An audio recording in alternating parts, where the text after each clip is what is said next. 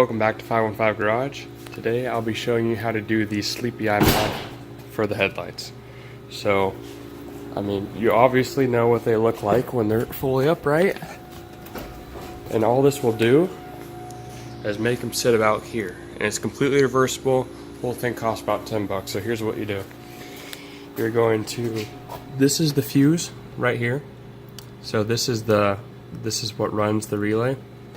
And so you need to interrupt this fuse right here. So all you'll need is a little bit of wire, some pliers, a switch, which I got about 8 bucks, and then these little crimper things. And I'll show you exactly what you need to do with these here in a second. Okay, this is what it should look like here. You made a little fuse holder here, and then you have one end that will go to one of the terminals on the fuse box. And the other end will go inside the cabin of the car. Then I have another one here that will also go to the fuse box and will go into the inside of the cabin of the car. And those two wires will be connected with the switch, and it basically will just interrupt that connection. And so I found a perfect place to push them through.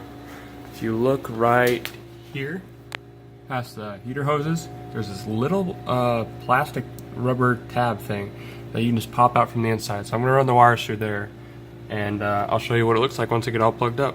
Okay, I got the wires running through the car, got the switch ready to go, and everything's hooked up. So what you want to do is, you can tell the switch is off right now. I press it, lights work normally.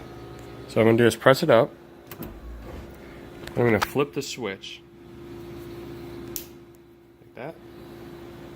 I'm going to press it again. So it's going to want to go down now, but it can't because I have the switch. And then what I do is you just spam the switch. Now let me retry that. So go up, switch, press that, then just hold on.